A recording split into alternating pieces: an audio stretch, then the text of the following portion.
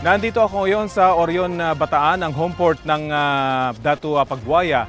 Isang araw nga matapos itong makaranas ng harassment mula sa China Coast Guard at matapos silang i-water cannon dyan sa may Scarborough Shoal, at kitang-kita naman itong damage na natamo nitong barko. Dito nga ito dumiretso para paayos sa kanyang mga damage. Narito ang aking report. Kasunod ng pangbangga ng China Coast Guard sa BRP Datu Pagbuaya ng BIFAR malapit sa Baho de Masinloc, balik pantalan na ang barko sa Orion, Bataan. Mula sa malayo, tila walang sira ang barko. Pero sa malapitan, kita ang UP sa railing sa starboard side o kanang bahagi ng barko. Ang isang life craft may crack at nasira ang lagayan nito. Na-deform ang navigational light ng barko. Nasira ang fire hose box at maging air conditioning. Sira rin ang 3 CCTV at ang maliit na water cannon ng barko. Sa mas malinaw at kumpletong video mula sa Datu Pagbuaya, makikita kung paano tinarget ng China Coast Guard ang exhaust system o tambutso ng barko ng BIFAR. Kapag pinasok ito ng tubig, posibleng mamatay ang makina nito na lubhang delikado ngayong nasa gitna sila ng laot. Mabuti na lamang at may proteksyon ito. Sunod namang tinarget ng water cannon ng tangke ng krudo na pinang-resupply ng BIFAR sa mga mangingisdang Pinoy. Kita ang tansik ng tubig matapos tamaan ng 3 malalaking tangke na gawa sa PVC. Nang hindi ito umubra, dito na binilisan ng higanteng barko ang andar nito hanggang sa abutan at banggain sa gilid ang maliit na barko ng BIFAR. Ayon sa crew ng barko, tumagilid ng halos 40 degrees ang BRP Datu Pagbuaya nang banggain sila sa gilid. Kung itinuloy raw ng China Coast Guard ang paggitgit nito, hindi raw malayong tuluyan silang tumagilid. Ayon sa BIFAR, 2 taon pa lang mula ng ikomisyon ng BRP Datu Pagbuaya. Kaya nakakalungkot na marami na itong sira.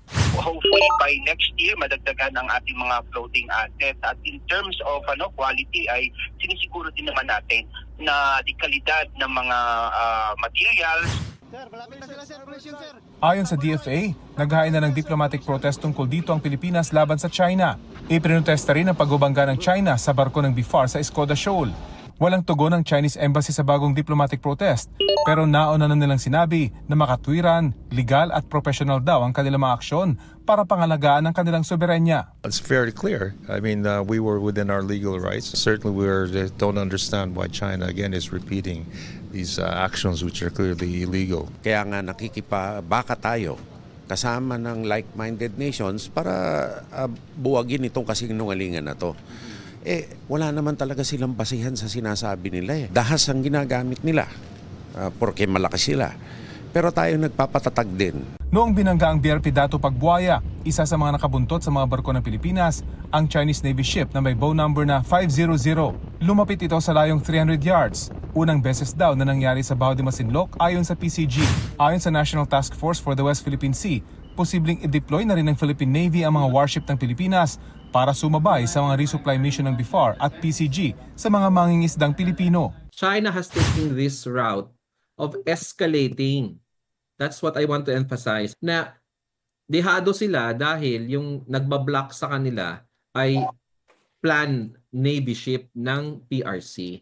So in reaction to that, the Philippine government reserves the right to also deploy the Philippine Navy in this circumstance. Kasi hindi naman tayo ang nauna dito eh.